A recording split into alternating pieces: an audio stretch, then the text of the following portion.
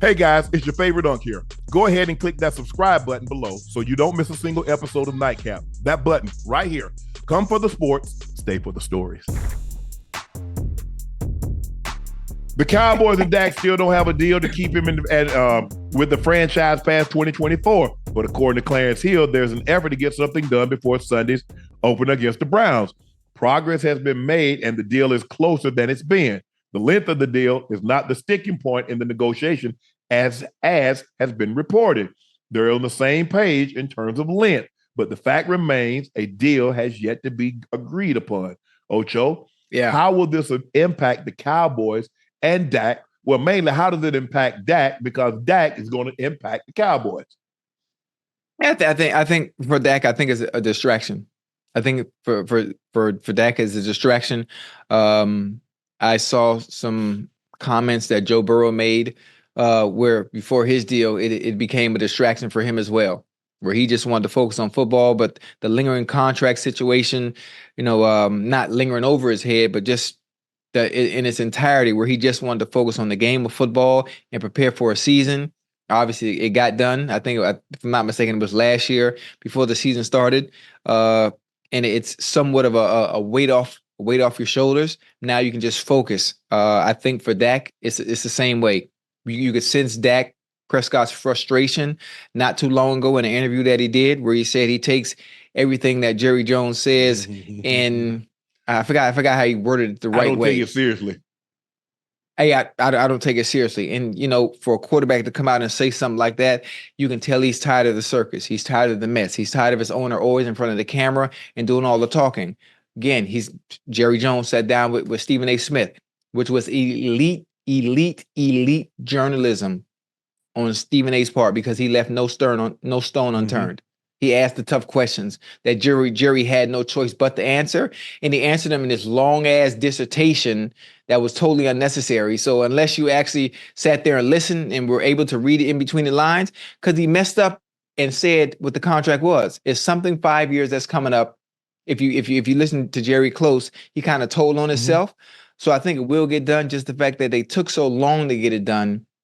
It just to me, it just makes no sense. Yeah, I mean, most of the contracts have been 5 years. You look at the guys, Tua was 4 years plus the fifth year player, the fifth year option. So that's 5 years. So basically the contracts are going to be 5 years.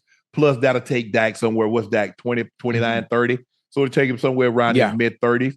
And so, well, the thing is, if you ain't won nothing by your mid-30s, you done been there 13, 14 years, it's probably going to be time for you to move on anyway. Yeah, I mean, and that's what they would do. You know how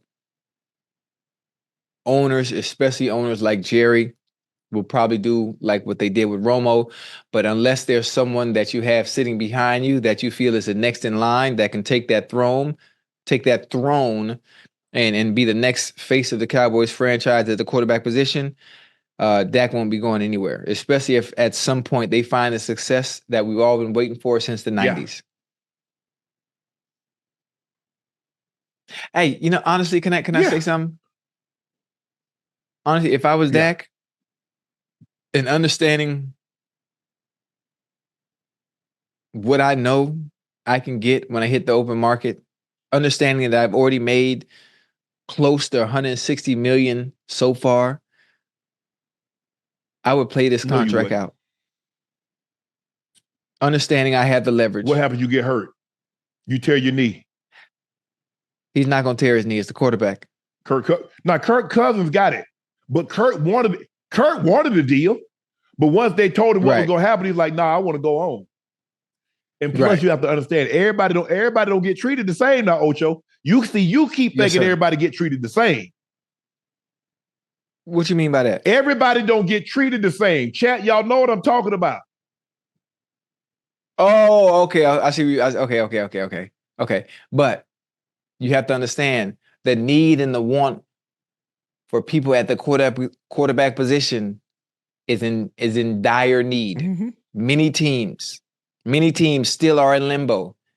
Many teams are waiting. They've tried through the draft and failed. Ocho. They tried through trades. They failed. If that's the case, Jamar Chase should just hold out there. Knowing what he can get on the open market. Man, Come on. Unc. That's apples and oranges. That's two completely totally different situations. You never turn down life-changing money if you can get it today for maybe more money tomorrow. Hold on. Slow down now. Slow down. We talk about life-changing money for a man that's already made $160 million. How much money you think, Jerry? He's already made $160 million. How much you think Jerry Jones has made? He bought the team for $150. It's now valued at $10 billion. Jerry Jones wasn't a billionaire. Now he's valued at like $14 billion. Yes, sir. You see? I'm just saying. I'm all the bullshit Dak has to deal with. That's all I'm saying. It's turmoil. It's turmoil. It's a circus. No disrespect. He's playing for a salesman.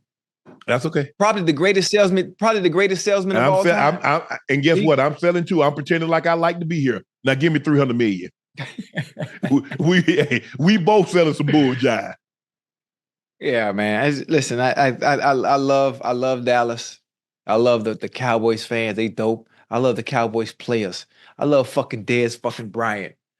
I love everything about them. And just I wish a certain individual would take a back seat and let someone else. He's not. That's wishful thinking on your part, but it's not going to happen, Ocho. Damn, man. You know what? I love CD Lamb. And I don't even eat lamb, but I love CD Lamb. I love Dak. You don't like lamb chops? I love Zeke. So let me take, here we go again. So you eat lamb? Yeah, I eat lamb chops. You don't eat lamb chops? Why would I eat lamb? What you mean? Why would you? It's protein. It's meat. What? The same reason. Why would I eat lamb? The same reason you eat turkey, you eat chicken, you eat fish, you eat cow, you eat pig. The same reason why. Listen, Mary had a little lamb whose fleece was white as snow. My name is Ocho. And everywhere where Mary went, the lamb was sure to go. But right. when Mary went one day and I found that the lamb wasn't with her, I got it.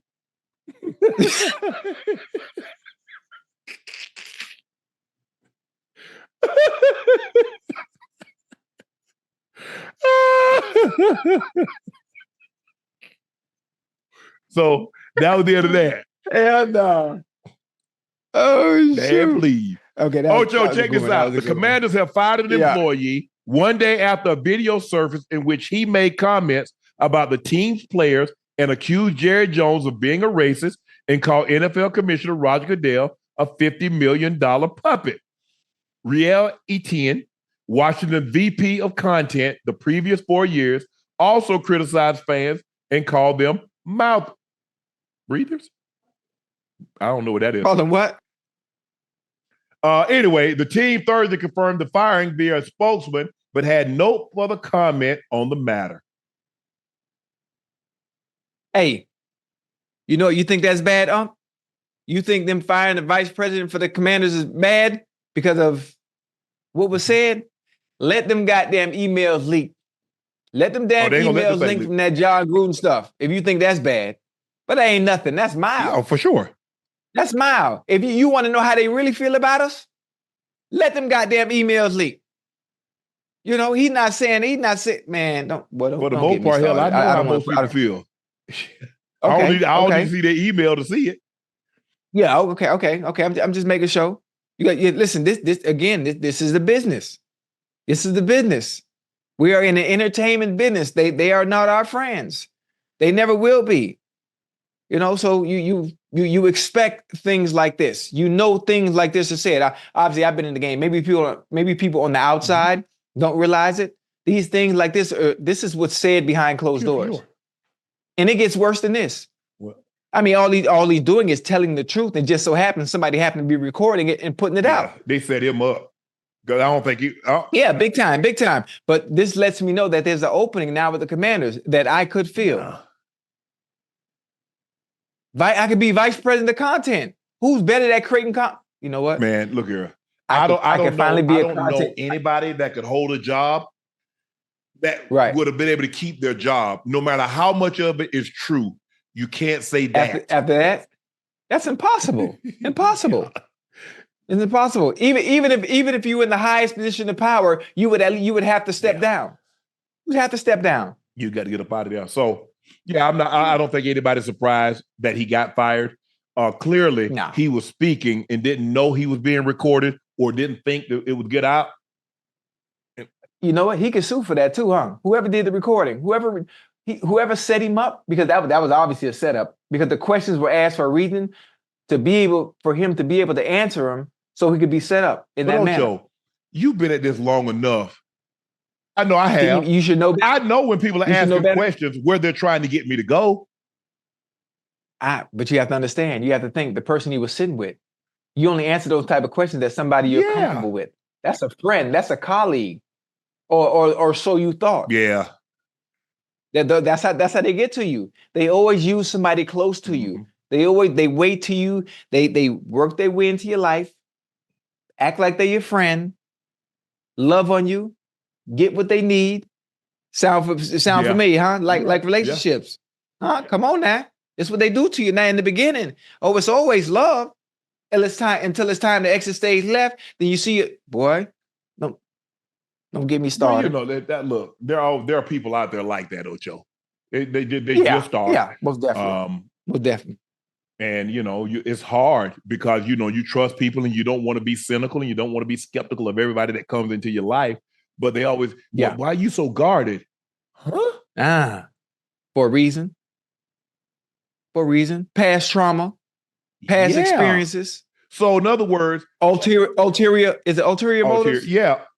Ulterior motives. Come on now. Name the person that got attacked by a dog that all of a sudden they're like, man, why are you afraid of dog? Well, he one bit me and almost snatched my arm off and got me 100 stitches in my face. What you mean, why? Come on now. There are situations that I've been in, that I've been placed in, and I'm not saying it's you, but I don't know that dog from anybody else.